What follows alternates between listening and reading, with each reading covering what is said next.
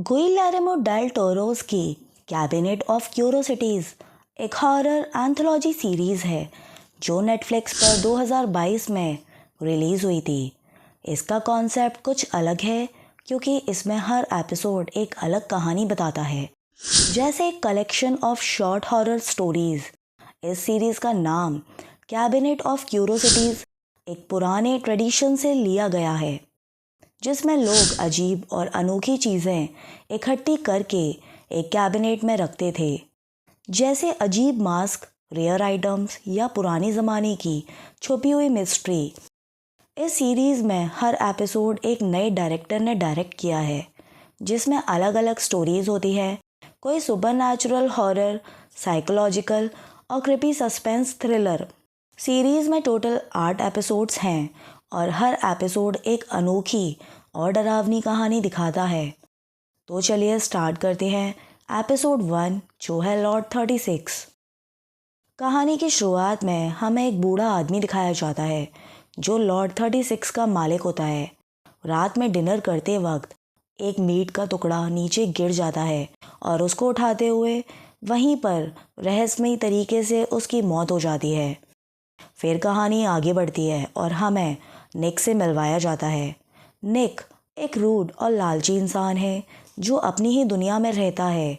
उसका काम होता है जब लोग अपने स्टोरेज यूनिट का रेंट नहीं भर पाते तो वो उन स्टोरेज यूनिट्स को खरीद कर उनमें से वैल्यूएबल चीज़ें बेचने का काम करता है। निक के ऊपर बहुत सारा लोन होता है और वो पैसे कमाने के लिए कुछ भी कर सकता है।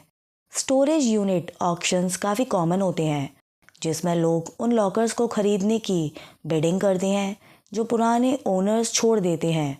ऐसे ही एक ऑक्शन में निक लॉर्ड 36 को खरीद लेता है। जब निक स्टोरेज की चाबी लेने जाता है तो केयरटेकर एडी उसे पहले एक सीसीटीवी फुटेज दिखाता है। ये फुटेज पिछले ओनर की मिस्टीरियस एक्टिविटी दिखाता है।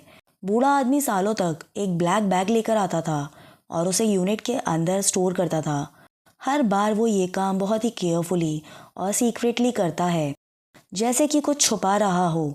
एडी निक को वार्न करता है कि ये यूनिट नॉर्मल नहीं लगती, पर निक इसे हल्के में लेता है। वो बिना किसी टेंशन के चाबी उठाता है और वहाँ से निकल जाता है। इस बीच एक बूढ़ी औरत मिस अमाइला एडी के पास आती है जो काफ़ी परेशान होती है और अपने स्टोरेज यूनिट के बारे में पूछती है, जिसका रेंट मिस अमाइला काफ़ी टाइम से पे कर रही थी, पर कुछ टाइम से उनका पेमेंट पेंडिंग था और उन्होंने नोटिस का भी रिप्लाई नहीं किया था। इस वजह से एडी ने उनका यूनिट बेच दिया था जो अब निक के पास था।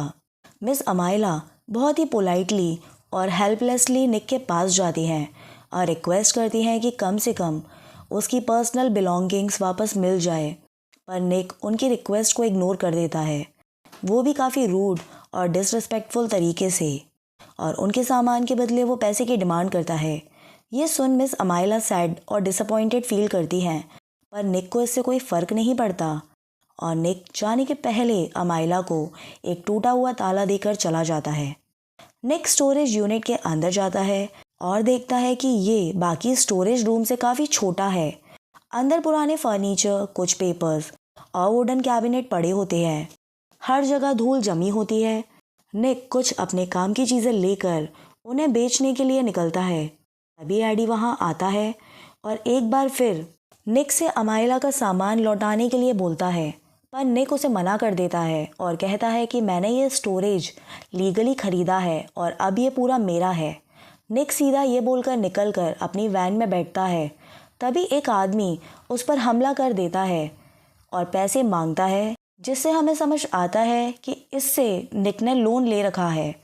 निक वापस स्टोरेज पहुंचता है ताकि वो अपने ज़ख्म के लिए बैंडेज ढूंढ सके। तभी एडी आकर उसको एक शॉप का एड्रेस बताता है जो ये सब एंटिक सामान खरीदते हैं। निक एडी के दिए गए एड्रेस पर पहुंचता है जो एक पुरानी और अजीब सी एंटिक शॉप होती है। शॉप के अंदर कम लाइट्स जल रही होती हैं। हर जगह पुराने और रेयर आइटम्स रखे होते हैं। शॉप की ओनर एक एक्सपीरियंस्ड डीलर निक का सामान देखने लगती है। जब उसकी नज़र वुडन टेबल पर पड़ती है तब वो उसे ध्यान से ऑब्जर्व करने लगती है। तभी टेबल का एक छुपा हुआ बॉक्स खुलता है जिसमें 3 किताबें होती हैं। ये किताबें काफ़ी पुरानी और अजीब सिंबल से भरी होती हैं।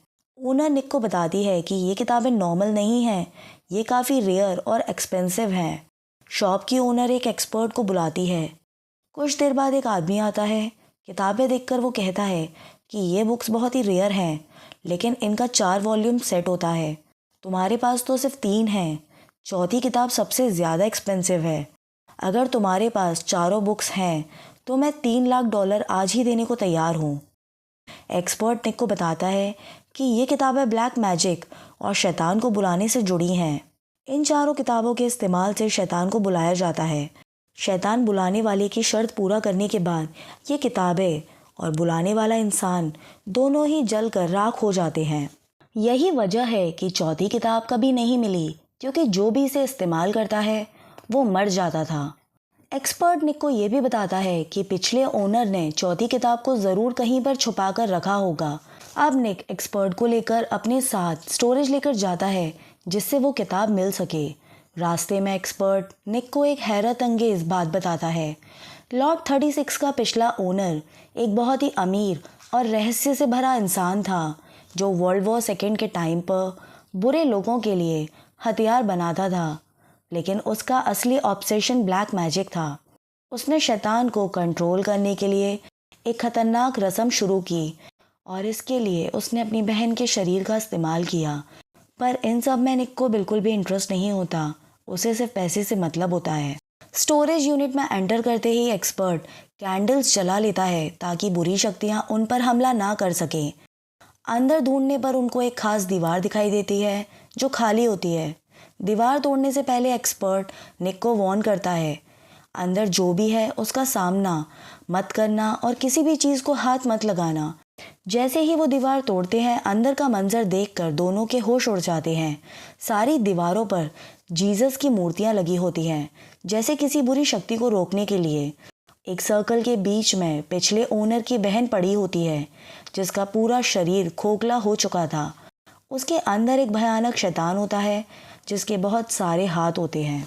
यही शैतान उसकी बहन का शरीर अंदर से खा चुका था, इसलिए पिछले ओनर ने ये नई दीवार बनवा दी थी ताकि उसको हमेशा के लिए अंदर बंद किया जा सके। वहीं पर उनको किताब का 4th वॉल्यूम भी मिलता है जो पहले उन्होंने देखा नहीं था। एक्सपर्ट निक को रोकता है और मना करता है कि उस सर्कल के अंदर मत जाना, ये शैतान अब भी जिंदा है। लेकिन निक सिर्फ पैसा देखता है, वो एक्सपर्ट की बात नहीं सुनता और अंदर जाकर किताब उठा लेता है। बस यही उसकी सबसे बड़ी गलती थी। शैतान तुरंत जाग जाता है, एक्सपर्ट को पकड़कर खा जाता है और किताब भी जलकर राख हो जाती है। शैतान अब नए शरीर की तलाश में था और निक उसका अगला शिकार बनने वाला था। निक अपनी जान बचाने के लिए स्टोरेज यूनिट के मेन गेट की तरफ भागता है। तभी अमाइला वहां पहुंच जाती है। निक गिड़गिड़ाकर उससे गेट खोलने के लिए कहता है, लेकिन अमाइला उसका मजाक उड़ाती है। उसने जब अपने सामान के लिए निक से मदद मांगी थी, तब निक ने उसकी कोई मदद नहीं की थी और जाने से पहले अमाइला सिर्फ निक का दिया हुआ टूटा ताला वापस टांग देती है और वहां से निकल जाती है। निक गेट तोड़ने की कोशिश करता है, लेकिन पीछे से शैतान उस पर टूट पड़ता है और उसे खा जाता है। स्टोरेज यूनिट की जो लाइट्स जो अब तक ब्लिंक कर रही थी, वो शैतान के निक को खाते ही ऑफ हो जाती हैं और इसी के साथ कैबिनेट ऑफ क्यूरोसिटीज का पहला एपिसोड खत्म होता है।